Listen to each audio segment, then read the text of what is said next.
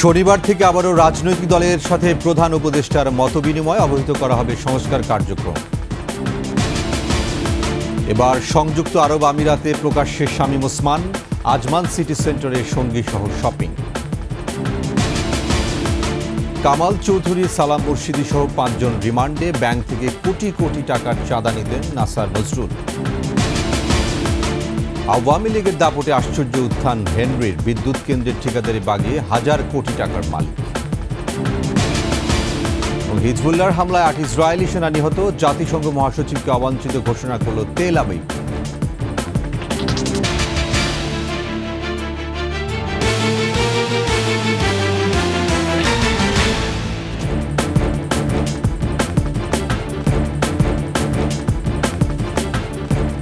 শুনছিলেন first security ইসলামী bank PLC সংবাদ শিরোনাম। আমন্ত্রণ রাতের 21 সংবাদে, সাথে আছে আমি ওয়াহিদুজ্জামান। দর্শক, 21 টেলিভিশনের সংবাদ একই সাথে সরাসরি দেখতে পাবেন আমাদের ফেসবুক পেজ www.facebook.com/2124online।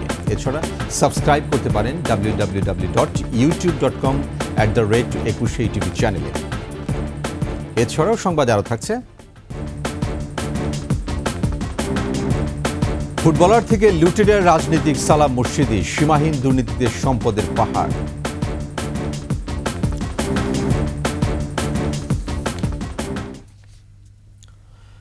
শনিবার থেকে আবারও রাজনৈতিক দলগুলোর সাথে মতবিনিময় করবে অন্তর্বর্তী সরকার। প্রধান উপদেষ্টার সাথে এই বৈঠকে আওয়ামী লীগ ছাড়া প্রধান দলগুলোকে আমন্ত্রণ জানানো হবে। আইন শৃঙ্খলা পরিস্থিতি এবং সরকারের সংস্কার কার্যক্রম সম্পর্কে রাজনৈতিক দলগুলোকে অবহিত করা হবে বলে জানিয়েছেন প্রধান উপদেষ্টার প্রেস সচিব। আদিত্য মামুনের রিপোর্ট। অন্তর্বর্তী সরকারের প্রধান উপদেষ্টা ডক্টর মোহাম্মদ ইউনূস রাজনৈতিক দলগুলোর সাথে সমসাময়িক বিষয় নিয়ে আবারও আলোচনায় বসতে যাচ্ছেন। বিষয়টি গণমাধ্যমকে অবহিত করতে ফরেন সার্ভিস একাডেমিতে প্রধান উপদেষ্টার প্রেস সচিবের এই ব্রিফিং নিয়ে আলোচনা হবে যে কিভাবে উপদেষ্টা পরিষদ জন আকাঙ্ক্ষাকে বাস্তবায়নের জন্য কাজ করে যাবে উল্লেখ করে ব্রিফিংয়ে প্রেস সচিব জানান, আইন শৃঙ্খলা পরিস্থিতি সহ সার্বিক বিষয়ে আলোচনা হবে। দেশের প্রধান দলগুলোর সাথে আলোচনা হবে। তো এখানে মুখ্য বিষয় হবে সেটা হচ্ছে যে কমিশনগুলো যেটা হয়েছে, আপনারা জানেন 6টা কমিশন হয়েছে, এটা কাজের অগ্রগতি সম্পর্কে অবহিত করা হবে তাদেরকে। অন্তর্বর্তী সরকার গঠনের পর রাজনৈতিক দলগুলোর সাথে প্রধান উপদেষ্টার এটি তৃতীয় বৈঠক। উপদেষ্টা পরিষদ হচ্ছে রেগুলেশনের থেকে যে গভর্নমেন্টটা হচ্ছে তাকে রিপ্রেজেন্ট করে, তারা বাংলাদেশের সমস্ত জনগণকে রিপ্রেজেন্ট করে। তো তারা যে ডিসিশনটা নিচ্ছে এটা জনগণের ডিসিশন। বৈঠকে নির্বাচন অনুষ্ঠানের বিষয়ে আলোচনা হবে কিনা তাও জানা যেতে পারে বলে জানান প্রেস সচিব। কিভাবে রাজনৈতিক দলগুলোর সাথে ডায়ালগটা হবে। প্রধান উপদেষ্টার এই মতবিনিময় রুটিন কর্মসূচি বলে জানানো হয় প্রেস ব্রিফিংয়ে। তাদের সাথে মত বিনিময় করা। আদিত্য মামুন, 21 টেলিভিশন, ঢাকা। রাজনৈতিক সরকারের কাছে ক্ষমতা হস্তান্তরই সরকারের সংস্কারের প্রধান লক্ষ্য হওয়া উচিত বলে মনে করছে রাজনৈতিক দলগুলো। তবে সেই সংস্কারের রূপরেখা কেমন হওয়া উচিত তা নিয়ে মতভিন্নতা আছে দলগুলোর মাঝে। আরও জানাচ্ছেন মেহেদী হাসান। সম্প্রতি প্রধান উপদেষ্টা ডক্টর মোহাম্মদ ইউনূস জানিয়েছেন, দেশে নির্বাচন কবে হবে সেই সময়সীমা তার অন্তর্বর্তী সরকারই ঠিক করবে। তবে সেনাপ্রধান জেনারেল ওয়াকারুজ্জামান এর আগে 18 মাসের মধ্যে নির্বাচন হওয়ার যৌক্তিকতা তুলে ধরেন। আর এই প্রেক্ষাপটে শনিবার থেকে শুরু হবে রাজনৈতিক দলগুলোর সাথে সরকারের সংলাপ। গণসংহতি আন্দোলন বলছে, প্রক্রিয়া ঠিক করতেই একটি প্রাতিষ্ঠানিক কাঠামো জরুরি। নানা ধরনের মত আছে এখানে। একই সাথে নির্বাচন একটা প্রশ্ন, সেই নির্বাচনটা এই পুরো প্রক্রিয়ার একটা অংশ। প্রতিষ্ঠানগুলোর সংস্কার, আইনের সংস্কার, এই পুরোটা মিলে তো রাষ্ট্রের একটা রূপান্তর। সরকারকে সহযোগিতা কেবল তো বক্তৃতার ব্যাপার না, এটা তো আসলে একটা কাঠামোগত জায়গাটা কি হতে পারে সেটা তাদের তৈরি করতে হবে। এখন এটা আমরা বলেছি যে একটা জাতীয় একটা ন্যাশনাল পলিটিক্যাল কাউন্সিল মতো গঠন করা যেতে পারে, যেটার মধ্য দিয়ে রাজনৈতিক দলগুলোর সাথে একটা নিবিড় যোগাযোগ সরকারের থাকবে। বিএনপি বলছে, সংস্কার একটি চলমান প্রক্রিয়া, দ্রুততম সময়ের মধ্যে নির্বাচন অনুষ্ঠানকে গুরুত্ব দিতে হবে। সব ক্ষেত্রে যদি সরকার সময় নেয় তাহলে এর তো অন্তহীন একটি ঘটনা হবে। সরকার বর্তমান তারা এটা শুরু করতে পারে, কিন্তু এটা শেষ তো একটা সরকারই পারবে এটা আমাদের বিবেচনায় ব্যক্তিগতভাবে আমি তা মনেও করি না, কিন্তু সবথেকে বেশি জরুরি হচ্ছে একটি নির্বাচিত গণতান্ত্রিক সরকার। সব দলমতের সমর্থন নিয়েই সরকারকে সংস্কার করতে হবে বলেও মত এই বিএনপি নেতার। জনগণের সবথেকে বড় নিরাপত্তা কর্মী। মেহেদী হাসান, 21 টেলিভিশন, ঢাকা। ছাত্র জনতার অভ্যুত্থানে শেখ হাসিনা সরকারের পতনের পর দেশ পালানো নারায়ণগঞ্জের আলোচিত সাবেক সংসদ সদস্য শামীম ওসমান ভারত হয়ে সংযুক্ত আরব আমিরাতে অবস্থান করছেন। মঙ্গলবার আরব আমিরাতে আজমান সিটি সেন্টারে তাকে প্রকাশ্যে দেখা যায়। স্থানীয় সময় রাত 9টার দিকে শপিং মলটিতে তাকে ঘুরতে দেখেন প্রবাসী বাংলাদেশিরা। বোরকা পরিহিত আরও দুজন নারীকে দেখা গেছে তার সঙ্গে।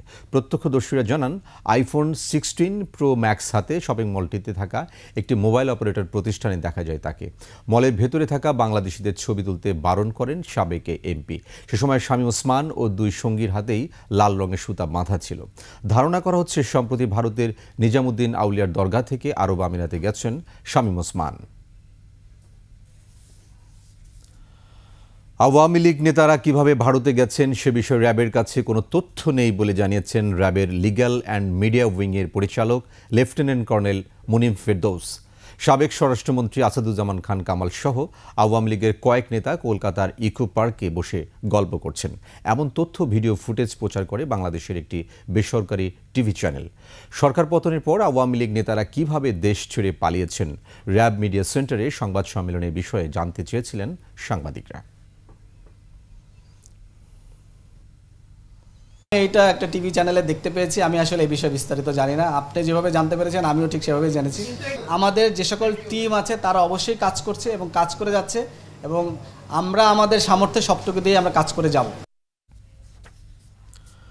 ক্ষমতাচ্যুত শেখ হাসিনার ঘনিষ্ঠজন হিসেবে পরিচিত ব্যাংক খাতের মাফিয়া নজরুল ইসলাম মজুমদার, সাবেক সংসদ সদস্য সালাম মুর্শিদি, সাবেক মুখ্য সচিব কামাল আব্দুল নাসের চৌধুরী, সাবেক ক্রীড়া সচিব মেজবাউদ্দিন আহমেদ ও বসুন্ধরা গ্রুপের কোঅর্ডিনেটর নাসিক জামান আদনানকে পৃথক মেয়াদে রিমান্ডে নেওয়া হয়েছে।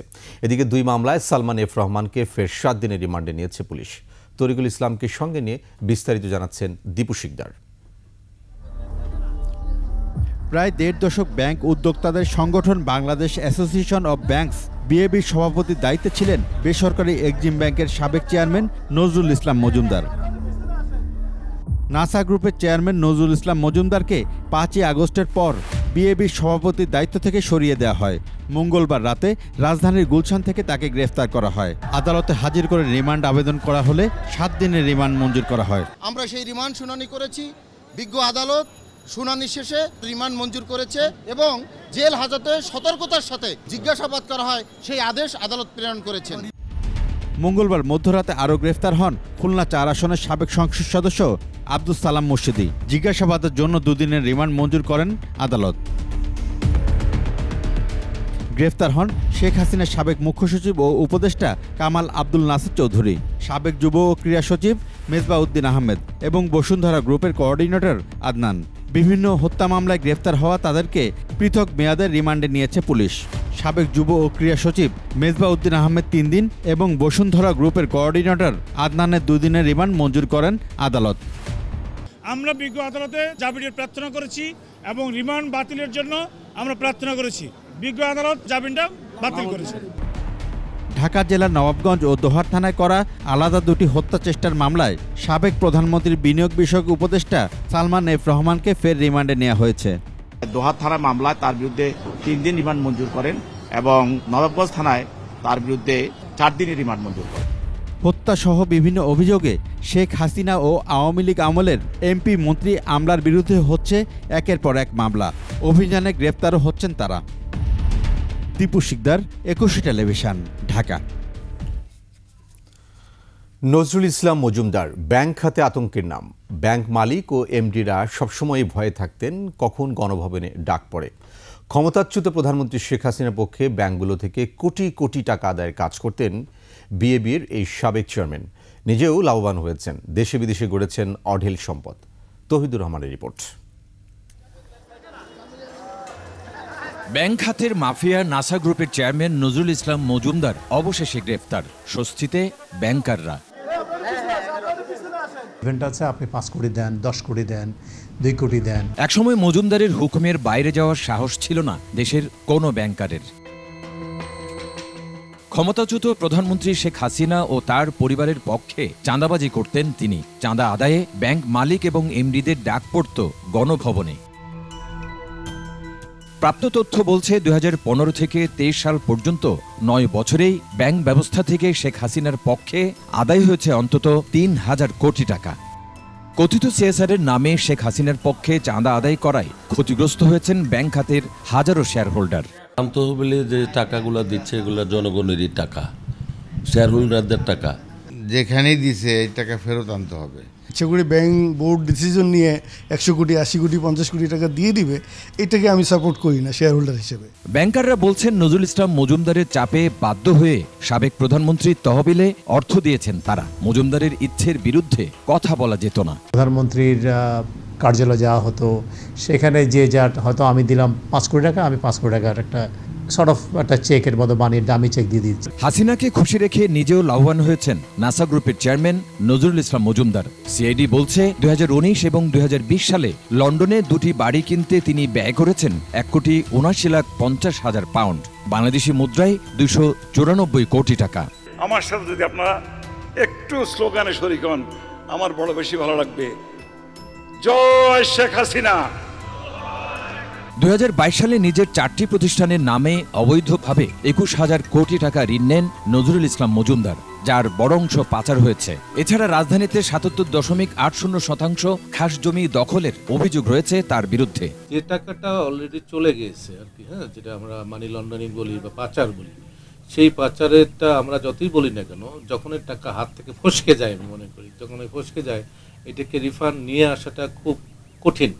তবে অসম্ভব না, এইসব নিয়ে যারা ডিল করে আইনজ্ঞ যারা আছে তাদেরও হেল্প নিতে হবে। টেকসই অর্থনীতি নিশ্চিতে দেশের ব্যাংক খাতকে দুর্নীতিমুক্ত করার দাবি সংশ্লিষ্টদের। তৌহিদুর রহমান, 21 টেলিভিশন, ঢাকা। 7টি কোম্পানির শেয়ার স্থানান্তর, ক্রয় বিক্রয় ও দান স্থগিত চেয়ে যৌথ মূলধন কোম্পানি ও ফার্মসমূহের পরিদপ্তরে চিঠি দিয়েছে জাতীয় রাজস্ব বোর্ড। চিঠিতে Bashundhara group, Orion group, summit group, Beximco group, S Alam group, Nassa group ও থার্ড ওয়েভ টেকনোলজিস লিমিটেড বা মোবাইল ফিনান্সিয়াল সার্ভিস নগদের শেয়ার স্থানান্তর স্থগিত করার জন্য অনুরোধ করে জাতীয় রাজস্ব বোর্ড। এনবিআর এই চিঠি আমলে নিলে এই 7 কোম্পানির শেয়ার আর হস্তান্তরযোগ্য হবে না।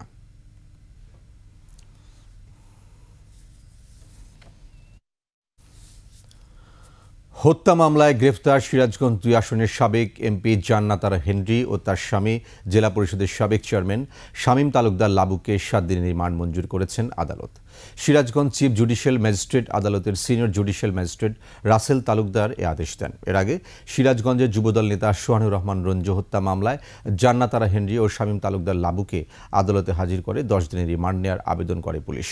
অপরদিকে আসামি পক্ষ থেকে রিমান্ডে নেওয়ার আবেদন বাতিল চেয়ে জামিনের আবেদন করা হয়। উভয় পক্ষের শুনানি শেষে আদালত 7 দিনের রিমান্ড মঞ্জুর করেন।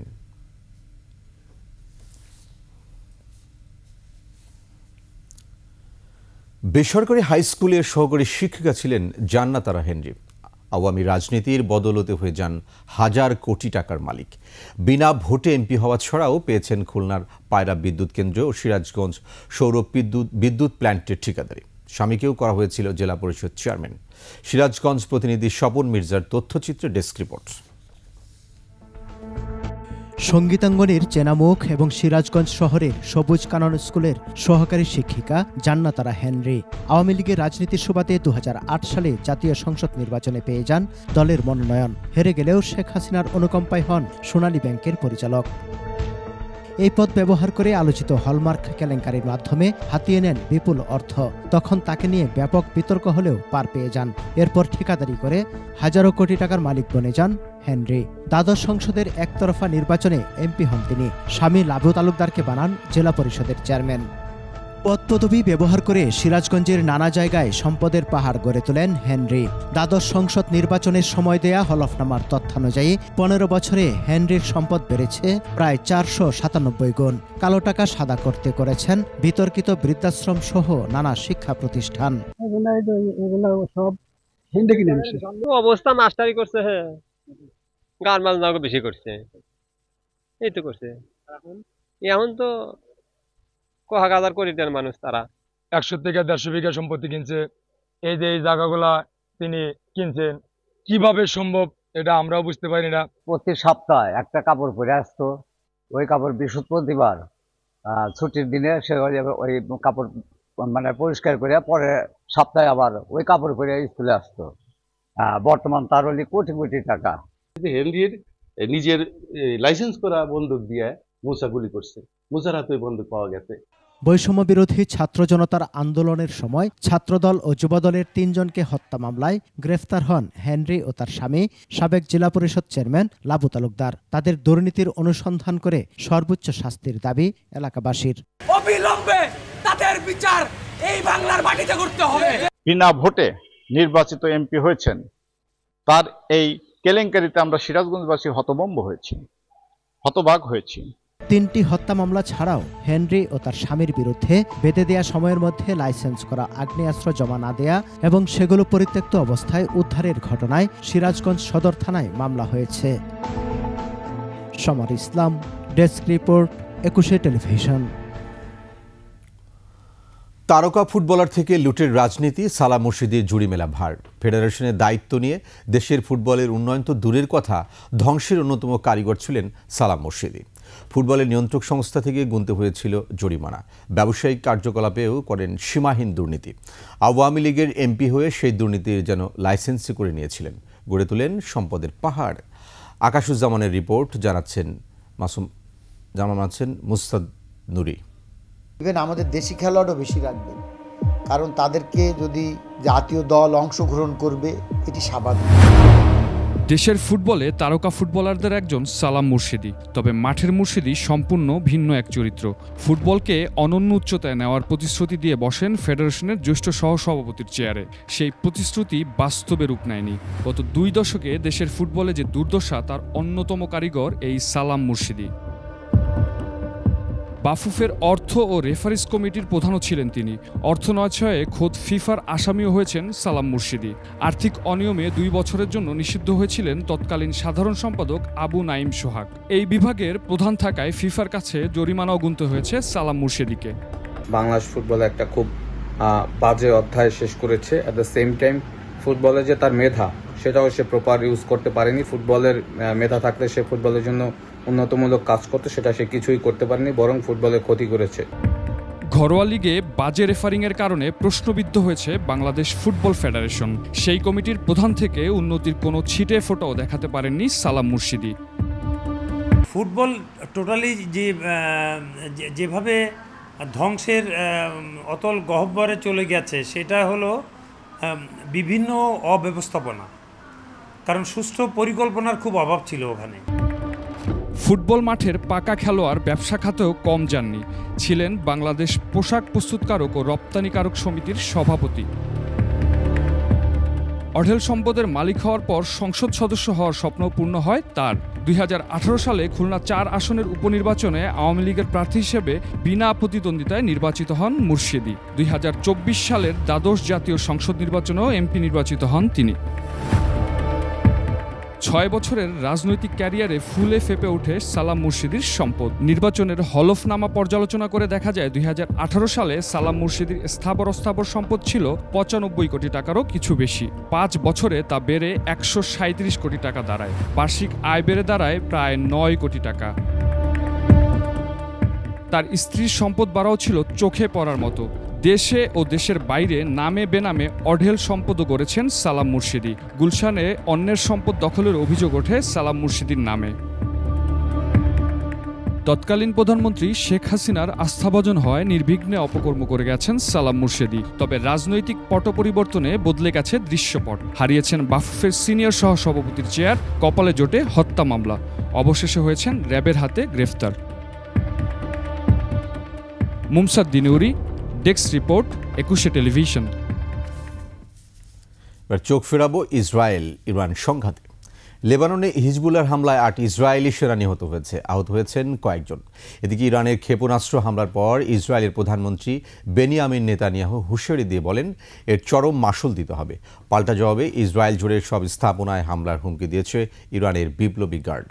আফসানা নীলার ডেস্ক রিপোর্ট। প্রথমবারের মতো হাইপারসনিক মিসাইল ফাতাহ ব্যবহার করে ইসরায়েলের বাণিজ্যিক রাজধানী তেল আবিবে হামলা চালায় ইরান।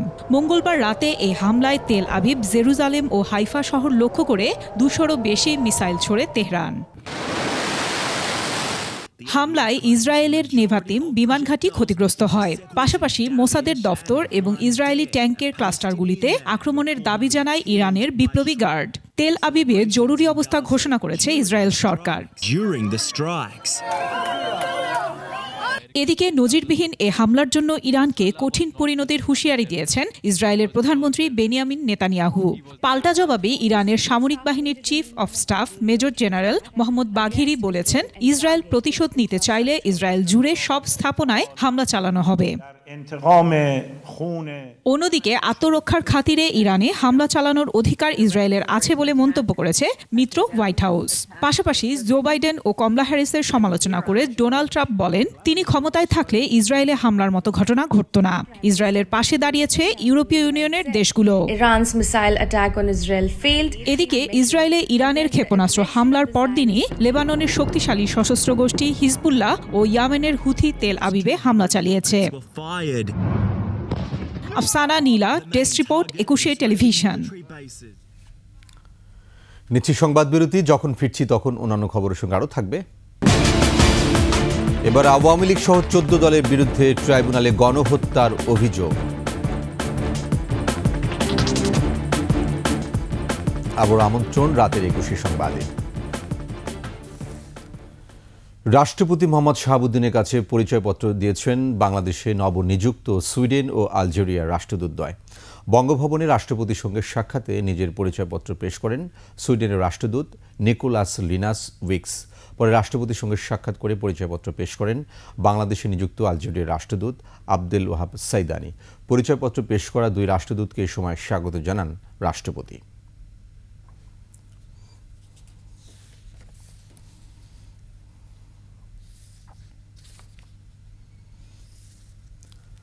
পুলিশ বাহিনী সংস্কারে বাংলাদেশকে সহযোগিতা করতে চায় ইতালি। বুধবার দেশটির রাষ্ট্রদূত অ্যান্থনিও আলেসান্দ্রা প্রধান উপদেষ্টা ডক্টর মোহাম্মদ ইউনুসের সাথে সাক্ষাৎ করে এ আগ্রহের কথা জানান।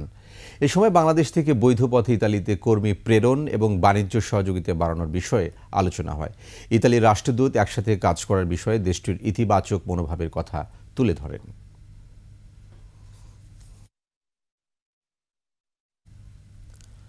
সারের কোনো সংকট হবে না বলে জানিয়েছেন অর্থ বাণিজ্য উপদেষ্টা ডক্টর সালেউদ্দিন আহমেদ। সচিবালয়ে সরকারি ক্রয় সংক্রান্ত উপদেষ্টা কমিটির সভা শেষে অর্থ উপদেষ্টা বলেন, কৃষি খাতকে গুরুত্ব দিচ্ছে সরকার। দেশের শিল্পসহ বিদ্যমান জ্বালানি সংকট দূর করতে এলএনজি আমদানি অব্যাহত রাখা হয়েছে বলেও এ সময় জানান উপদেষ্টা। যে কৃষির জন্য কোনো সারের অভাব হবে না, এটা কন্টিনিউয়াস ডিমান্ড এবং স্টকটা বিল্ড আপ করার জন্য সার, কীটনাশক আর জ্বালানির জন্য যেটা আমার ব্যবসা বাণিজ্য দরকার হয় সেটা ইনশিওর করা। বৃহত্তর নোয়াখালী কুমিল্লা অঞ্চলের বন্যা কবলিতদের জন্য প্রধান উপদেষ্টা ত্রাণ তহবিলে ৮ কোটি টাকা সহায়তা দিয়েছেন বৈষম্য বিরোধী ছাত্র আন্দোলনের সমন্বয়করা। সচিবালয়ে দুর্যোগ ও ত্রাণ উপদেষ্টা ফারুকি আজমের হাতে চেক তুলে দেন তারা। উত্তরবঙ্গের জন্য বরাদ্দ রেখেছেন ১,৯১,০০,০০০ টাকা। প্রণব চক্রবর্তীর রিপোর্ট। নোয়াখালী এবং কুমিল্লা সহ আশপাশের জেলায় আকস্মিক বন্যায় লাখ লাখ মানুষের দুর্বিষহ অবস্থা কাঁদিয়েছে বিশ্ববাসীকে। বৈষম্য বিরোধী আন্দোলনের ছাত্রসহ যার যা কিছু আছে তাই নিয়ে এগিয়ে আসে দেশের মানুষ। ঢাকা বিশ্ববিদ্যালয়ের টিএসসিতে খোলা হয় ত্রাণ ভাণ্ডার। মানবিক হৃদয় নিয়ে যে যা পেরেছেন সেই পরিমাণ অর্থ জমা দিয়েছেন ত্রাণ তহবিলে। এখান থেকে ৮ কোটি টাকা প্রধান উপদেষ্টার ত্রাণ তহবিলে জমা দিলেন সমন্বয়করা। ওই সময় কত টাকা তাদের তহবিলে জমা হয়েছিল জানানো হয় তাও। ২২ তারিখ থেকে ৪ তারিখ পর্যন্ত আমাদের কার্যক্রমটি পরিচালিত হয়েছে। এখানে আমাদের নগদ অর্থ এসেছিল 11,69,84,420 টাকা। এটি আমাদের এসেছে কয়েকটি মাধ্যমে। আমাদের একটি ব্যাংক অ্যাকাউন্ট ছিল সেটির মাধ্যমে, পাশাপাশি আমাদের মোবাইল ব্যাংকিং যে মার্চেন্ট অ্যাকাউন্ট ছিল সেটির মাধ্যমে। সম্প্রতি উত্তরবঙ্গে যে বন্যা দেখা দিয়েছে সেজন্যও সহায়তার কথা জানায় ছাত্ররা। আমাদের কাছে যে 1,91,00,000 সামথিং যে টাকাটা আছে সেই টাকাটা আমরা প্রত্যেকটা উপজেলা আমরা ভাগ করে দেব। ত্রাণ ও দুর্যোগ উপদেষ্টা জানান ওই সময়ের অভূতপূর্ব সাড়া শক্তিশালী করেছে সরকারের হাতকে। তাদের সংগ্রহিতটা ত্রাণ নয়, এটা বাংলাদেশের প্রাণ। এখানে শিশুরা, কর্মজীবী মানুষেরা, গৃহবধূরা, দেশের আপামর জনগণ তাদের সাধ্যমতো এই তহবিলে দান করেছেন। এই উপদেষ্টা জানান এরই মধ্যে প্রধান উপদেষ্টার ফান্ডে জমা হয়েছে 83,43,28,000 টাকা। প্রণব চক্রবর্তী, 21 টেলিভিশন, ঢাকা। দল হিসেবে আওয়ামী লীগ সহ 14 দলের মানবতা বিরোধী অপরাধের বিচার করতে আন্তর্জাতিক অপরাধ ট্রাইব্যুনালে অভিযোগ দায়ের করেছেন এনডিএম চেয়ারম্যান ববি হাজ্জাজ। এদিকে রাজধানীর চানখার পুলিশ শিক্ষার্থী আনাস হত্যার ঘটনায় সাবেক প্রধানমন্ত্রী শেখ হাসিনা সহ 25 জনের নামে ট্রাইব্যুনালে একটি অভিযোগ করা হয়েছে। বিস্তারিত জানাচ্ছেন শাকের আরজু। গত 19 জুলাই আওয়ামী লীগের নেতৃত্বাধীন 14 দলের বৈঠক হয়। সেই বৈঠকে সিদ্ধান্ত হয় কারফিউ জারি করার, এমনকি আন্দোলনকারীদের দেখামাত্র গুলি করার সিদ্ধান্ত হয় ওই বৈঠকে। তাদের বৈঠকের সিদ্ধান্তের পরই গুলি চালিয়ে গণহত্যা চালানো হয়। এই সিদ্ধান্ত নিয়ে দল হিসেবে আওয়ামী লীগ, ওয়ার্কার্স পার্টি, জাসদ সহ 14 দল মানবতাবিরোধী অপরাধ করেছে বলে অভিযোগ দায়ের করা হয় আন্তর্জাতিক অপরাধ ট্রাইব্যুনালে। যে শুধু আওয়ামী লীগ না, শুধু শেখ হাসিনা না, এই যে ওয়ার্কার্স পার্টি, ইনু, তরিকত ফেডারেশন, ওয়ার্কার্স পার্টি, জাসদ, ইনু, যতগুলো দল আছে, সাম্যবাদী দল, এরা সবাই গণহত্যার আসামি। অভিযোগে গণহত্যার হুকুমদাতা হিসেবে আওয়ামী লীগ এবং 14 দলের শরিক রাজনৈতিক দল সাম্যবাদী দল, গণতান্ত্রিক মজদুর পার্টি, জাসদ, বাংলাদেশের ওয়ার্কার্স পার্টি, বাংলাদেশের Samajtantrik Dal, Tariqat federation, Gonotantri party, national Awami party, Gono Azadi League, communist কেন্দ্র, বাসদ এবং জাতীয় পার্টির নাম আনা হয়। বিচার যে করা যাবে সেটা কিন্তু বিদ্যমান আইনে রয়ে গেছে, যেমন দলের বিচার করা যাবে এটা আছে, কিন্তু বিচারের পরে কতটুকু শাস্তি দেওয়া যাবে সেইটা আলোচনা চলছে এবং সেটা সংশোধন করে এই আইনে সংযুক্ত করা হবে। কিন্তু সেক্ষেত্রে তদন্ত চলা বা বিচার প্রক্রিয়া শুরু করতে কোনো আইনগত বাধা নেই। গত 5 আগস্ট রাজধানীর চানখারপুলে আর্মড পুলিশ ব্যাটালিয়নের গুলিতে 10ম শ্রেণীর ছাত্র আনাস হত্যার ঘটনায় সাবেক প্রধানমন্ত্রী শেখ হাসিনা সহ 25 জনের নামে আন্তর্জাতিক অপরাধ ট্রাইব্যুনালে অভিযোগ আনে নিহতের বাবা। এই হুকুমদাতা থেকে পালনকারী, মানে যারা কমান্ডটা মেনে নিয়ে গুলি করছে তারা এবং যারা হুকুম দিছে তারা, এই প্রত্যেকের সাজাটা চাই। প্রসিকিউশনে এখন পর্যন্ত 35টি অভিযোগ দায়ের করা হয়েছে। এর আগে তদন্ত সংস্থায় 16টি, মোট 51টি অভিযোগ দায়ের করা হয়। শাকের আরজু, 21 টেলিভিশন, ঢাকা। তৈরি পোশাক শিল্প পার্বত্য চট্টগ্রামে অস্থিতিশীল করার চক্রান্ত চলছে বলে মনে করে বিএনপি। দলটির নেতারা বলেছেন আওয়ামী লীগের পেতাত্তারা এসব চক্রান্তের সাথে জড়িত। বিস্তারিত ওমর ফাহিমের রিপোর্টে। জাতীয় প্রেস ক্লাবে এক অনুষ্ঠানে বক্তব্য রাখেন বিএনপির চেয়ারপারসনের উপদেষ্টা জয়নুল আবেদিন ফারুক। তিনি বলেন, পোশাক খাতে অস্থিরতার নেপথ্যে রয়েছে আওয়ামী লীগ নেতা সালাম মুর্শেদী। বাংলাদেশে গার্মেন্টসকে ধ্বংস করে হিন্দুস্তানে নিয়ে যাওয়ার পয়সাটা করেছিল এই ব্যক্তিটি। সেই মুর্শেদী প্রেতাত্মারা এখনো অস্বস্তিকর পরিবেশ তৈরি করছে গার্মেন্টস সেক্টরে। দলের নয়াপল্টনের কার্যালয়ে সংবাদ সম্মেলনে বিএনপির স্থায়ী কমিটির সদস্য ডাক্তার AZM জাহিদ হোসেন জানান, বন্যায় ক্ষতিগ্রস্তদের ত্রাণ সহায়তা দেবে বিএনপি। 20 কোটি টাকার অধিক আমরা সহায়তা পেয়েছি এবং আমরা দেশে বিদেশে, বিশেষ করে ইউকে বিএনপি শুভাকাঙ্ক্ষীরা প্রায় 35 লক্ষ টাকা বিদেশ থেকে আমাদের এখানে পাঠিয়েছে। সরকারকে দ্রুত নির্বাচনের রোডম্যাপ ঘোষণারও তাগিদ দেন বিএনপি নেতারা। যত দ্রুততার সম্ভব রিইনস্টিট হয়। ওমর ফাহিম, 21 টেলিভিশন, ঢাকা। 53 ঘণ্টা অবরোধের পর সেনাবাহিনীর আশ্বাসে আশুলিয়ার নবীনগর চন্দ্রা মহাসড়ক ছাড়ল বার্ডস গ্রুপের শ্রমিকরা। অন্যদিকে নায়াগ্রা পোশাক কারখানার শ্রমিকরা গাজীপুরে মহাসড়ক অবরোধ করে বিক্ষোভের পর সড়ক ছেড়েছেন। এতে দুপুরের পর গাজীপুর আশুলিয়ার পরিস্থিতি স্বাভাবিক হয়েছে। বিস্তারিত দেখুন ডেস্ক রিপোর্টে। তাহলে দুর্ঘটনায় পতিত। গেল 28 আগস্ট আশুলিয়ার বার্ডস গ্রুপের 4টি কারখানা বেতন না দিয়ে লে অফ ঘোষণা করে। সকালে শ্রমিকরা কারখানার সামনে এসে দেখতে পান পাওনা পরিশোধের সময়সীমা 3 মাস বৃদ্ধি সংক্রান্ত নোটিশ লাগিয়ে রেখেছে মালিকপক্ষ। এতে বিক্ষুব্ধ হয়ে বকেয়া বেতন ভাতার দাবিতে মহাসড়ক অবরোধ করেন শ্রমিকরা। আমাদের যত পাওনা দানা আছে সব বুঝাই দিয়ে ফ্যাক্টরি বন্ধ করে দেয়। নোটিশ দেয় ওদের মানে নিজের মতো, হঠাৎ করে রাতে নোটিশ দেয়, আবার সকালে কয় যে খোলা আবার বন্ধ। যেদিন বেতন দেওয়ার ডেট থেকে সেদিনে নতুন করে একটা নোটিশ লাগাই দেওয়া হয়। লেখাপড়া আছে, আমরা কি করে করি, আমাদের পেটের দায়, আমরা চাকরি করবার আইছি। দুপুরে সেনাবাহিনী ও পুলিশের কর্মকর্তারা শ্রমিকদের সমস্যা সমাধানের আশ্বাস দিলে সড়ক থেকে অবরোধ তুলে নেওয়া হয়। অন্যদিকে বকেয়া বেতনের দাবিতে গাজীপুরের চন্দ্রাতেও ঢাকা টাঙ্গাইল মহাসড়ক অবরোধ করে নায়াগ্রা টেক্সটাইল কারখানার শ্রমিকরা। প্রায় 3 ঘন্টার অবরোধে তৈরি হয় তীব্র যানজট। শ্রমিকরা সড়ক থেকে সরে যাওয়ার পর পরিস্থিতি স্বাভাবিক হয়েছে বলে জানিয়েছে আইনশৃঙ্খলা বাহিনী। Mahiya Rahman, desk report, 21 television. ব্রাহ্মণবাড়িয়ায় 10 টাকা চাওয়া নিয়ে দুপক্ষের সংঘর্ষ আহত হয়েছে 30 জন। সকালে উপজেলার নয়াগাঁও ইউনিয়নের তেরাকান্দা গ্রামে কাঁচা সড়ক মেরামত করে টাকা উঠানোকে কেন্দ্র করে সংঘর্ষের ঘটনা ঘটে। এর আগে মঙ্গলবার রাতেও একই ঘটনাকে কেন্দ্র করে সংঘর্ষ হয়। গ্রামের একটি কাঁচা সড়ক ভেঙে যাওয়ায় মাটি ফেলে সংস্কার করার পর অটোরিকশা সেই রাস্তা দিয়ে গেলে সড়ক মেরামতের কথা বলে 10 টাকা চায় স্থানীয়রা। টাকা দিতে অনীহা প্রকাশ করলে তাদের মধ্যে তর্ক বিতর্ক হাতাহাতির ঘটনা ঘটে। পরবর্তীতে মীমাংসার জন্য সালিশে বসে। উভয় পক্ষের মধ্যে উত্তেজনা ছড়িয়ে পড়লে রাতে ঘণ্টাব্যাপী সংঘর্ষ হয়। এরই জোরে সকালে উভয় পক্ষের লোকজন আবারও দেশীয় অস্ত্র নিয়ে ফের সংঘর্ষে জড়ায়।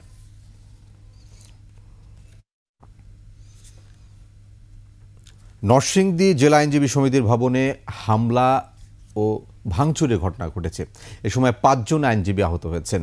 বুধবার বিকেলে 4:15টার দিকে আইনজীবী সমিতি ভবনে সমিতির সভাপতি অ্যাডভোকেট কাজী নাজমুল ইসলামের কক্ষে এই হামলার ঘটনা ঘটে। সমিতির সভাপতি অ্যাডভোকেট কাজী নাজমুল ইসলাম জানান, হঠাৎ করে একদল দুর্বৃত্ত হামলা চালায়। এ সময় অন্যান্য আইনজীবীরাও কক্ষে বসা ছিলেন। সমিতির সভাপতিকে বাঁচাতে অন্যান্য আইনজীবীরা ঘিরে ধরলে তাদের উপরও চড়াও হয় দুর্বৃত্তরা। এ সময় সমিতির সভাপতি কাজী নাজমুল ইসলাম নিরাপদে বের হতে পারলেও হামলায় আহত হন 5 জন আইনজীবী।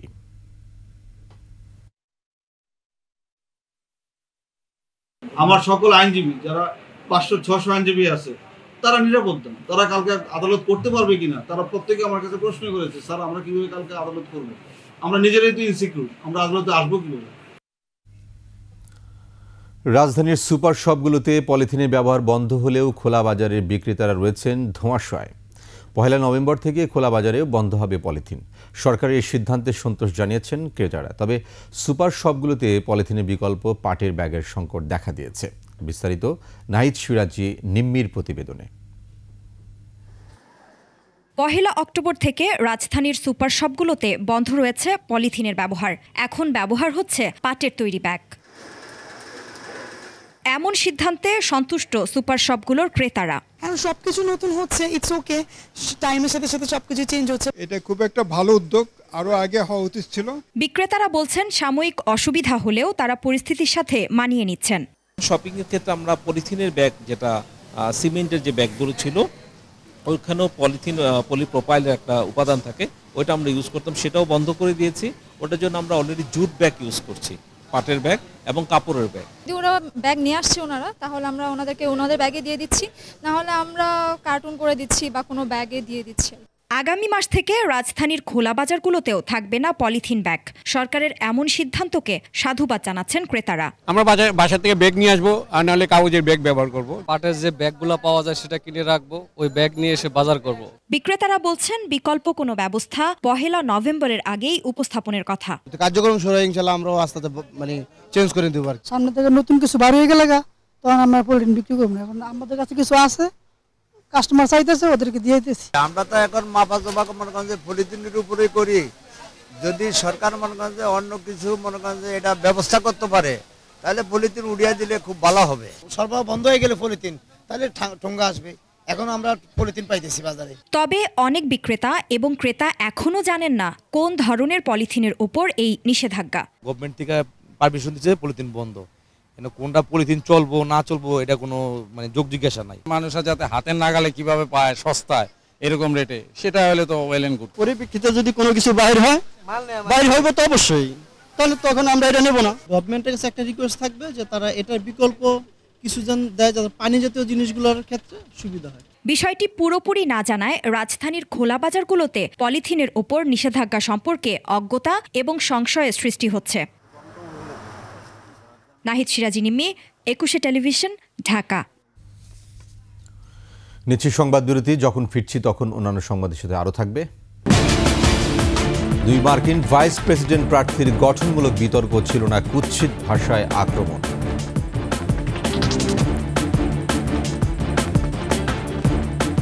আবার আমন্ত্রণ রাতের 21 সংবাদে। মালয়েশিয়া থেকে 4.5 বছর পর দেশে ফিরেছেন জনপ্রিয় ইসলামী বক্তা মাওলানা মিজানুর রহমান আজহারি। বুধবার নিজের ফেসবুক ভেরিফাইড পেজে পোস্ট দিয়ে দেশে ফেরার কথা নিশ্চিত করেন মাওলানা আজহারি। 2020 সালের ফেব্রুয়ারি মাসে বাংলাদেশ থেকে মালয়েশিয়া চলে যান মিজানুর রহমান আজহারি। এরপর থেকে সেখানে অবস্থান করছিলেন। হাসিনার পতনের পরদিন 6 আগস্ট ভিডিও বার্তায় দেশে ফেরার কথা জানান জনপ্রিয় এই ইসলামী বক্তা। সনাতন ধর্মাবলম্বীদের সবচেয়ে বড় ধর্মীয় উৎসব শারদীয় দুর্গাপূজার পুণ্যলগ্ন শুভ মহালয়া মর্ত্যলোকে আমন্ত্রণ জানানো হয়েছে দেবী দুর্গাকে। সকাল থেকে রাজধানীর ঢাকেশ্বরী জাতীয় মন্দির সহ দেশের বিভিন্ন জায়গায় চণ্ডী পাঠ করে দেবীকে আহ্বান জানানো হয়। এ সময় মঙ্গল ঘট স্থাপন করে তাতে ফুল, তুলসী ও বেল পাতা দিয়ে করা হয় পূজা। শারদীয় দুর্গাপূজার গুরুত্বপূর্ণ অনুষঙ্গ এই মহালয়া। পুরাণ মতে এদিন দেবী দুর্গার আবির্ভাব ঘটে। শুরু হয় দুর্গাপূজার দিন গণনা। 9 অক্টোবর ষষ্ঠী পূজার মাধ্যমে উৎসব শুরু হয়। 13 অক্টোবর বিজয়া দশমীতে ফিরে যাবেন দেবী দুর্গা। এবারে বাণিজ্য সংবাদ।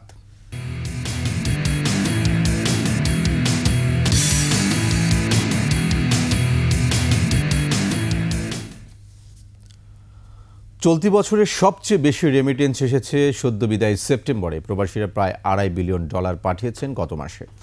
বাংলাদেশ ব্যাংকের হালনাগাদ প্রতিবেদন বলছে গেল সেপ্টেম্বরে দেশে রেমিটেন্স এসেছে 240 কোটি 47 লাখ মার্কিন ডলার, যা আগের বছরের একই সময়ের তুলনায় 80% বেশি। গত বছর সেপ্টেম্বরে রেমিটেন্স এসেছিল $133 কোটি। এদিকে প্রতি ডলার 120 টাকা ধরে হিসাব করলে গেল সেপ্টেম্বরে 28,856 কোটি টাকা পাঠিয়েছেন প্রবাসীরা।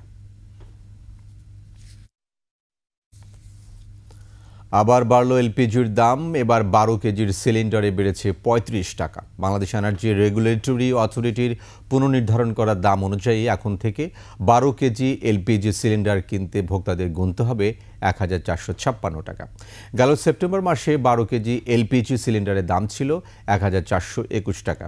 তার আগের মাসে ছিল 1377 টাকা। প্রতি মাসেই শুরুতেই এলপিজির দাম সমন্বয় করা হয়। এবারে আন্তর্জাতিক সংবাদ।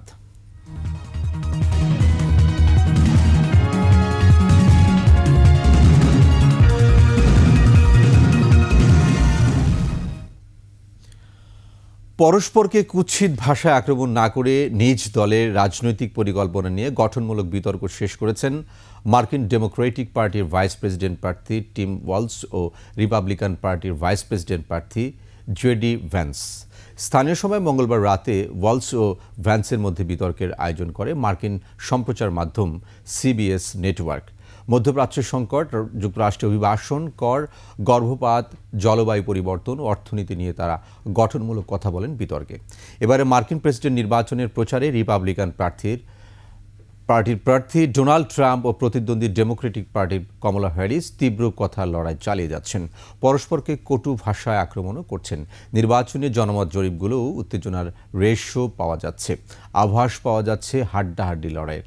ফলে এবারের শেষ টেলিভিশন বিতর্কে ওয়ালস ও ভ্যান্স একে অপরকে বাক্যবাণে জর্জরিত করবেন এমনটাই ধারণা করা হচ্ছিল, কিন্তু ওয়ালস ও ভ্যান্স সে পথে হাঁটেননি।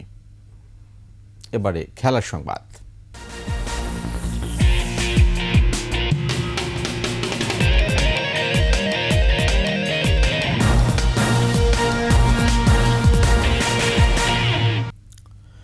জাতীয় ক্রিকেট দলের সাবেক অধিনায়ক ও সাবেক সংসদ সদস্য সাকিব আল হাসান ও তার স্ত্রী উম্মে রোমান আহমেদ শিশির সহ 6 জনের ব্যাংক হিসাব তলব করেছে বাংলাদেশ ব্যাংকের ফাইন্যান্সিয়াল ইন্টেলিজেন্স ইউনিট BFIU। দেশের আর্থিক প্রতিষ্ঠান ও ব্যাংকগুলোর কাছে এ সংক্রান্ত নির্দেশনা পাঠিয়েছে তারা। এতে 5 কার্যদিবসের মধ্যে ব্যাংক ও ব্যাংক বহির্ভূত আর্থিক প্রতিষ্ঠানগুলোকে তাদের নাম, কোম্পানি বা সংগঠনের নামে থাকা সকল হিসেবের তথ্য চাওয়া হয়েছে। সাকিবের পাশাপাশি তার বাবা আবুল কালাম, বোন কণিকা আফরোজের ব্যাংক হিসাবেরও তথ্য চেয়ে চিঠি দিয়েছে BFIU।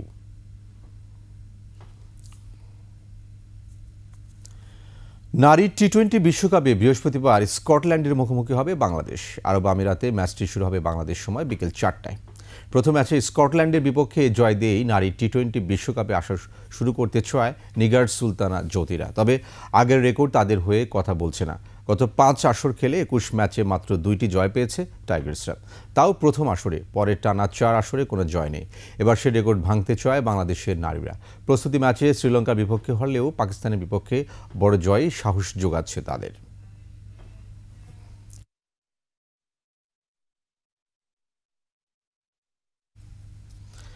শেষ করছি রাতের 21 সংবাদ। যাওয়ার আগে ফার্স্ট সিকিউরিটি ইসলামী ব্যাংক PLC সংবাদ শিরোনামগুলো আরও একবার।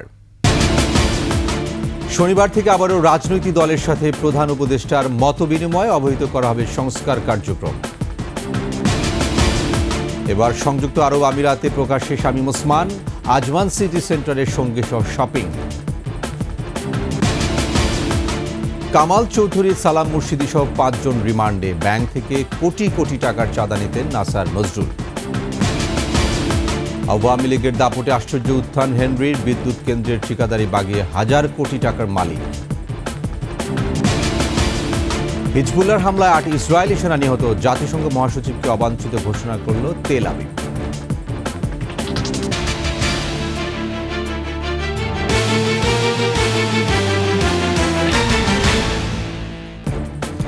সর্বশেষ সংবাদ জানতে ডায়াল করুন 2021 করে, আর ভিজিট করুন 21tv.com ওয়েবসাইটে। ফেসবুকে ভিজিট করতে পারেন www.facebook.com/21tv4line। এছাড়া সাবস্ক্রাইব করতে পারেন www.youtube.com/21tv চ্যানেলে। এতক্ষণ সঙ্গে থাকার জন্য ধন্যবাদ। পরবর্তী সংবাদ রাত 1টায় দেখার আমন্ত্রণ রইল। 21-এর সাথে থাকুন।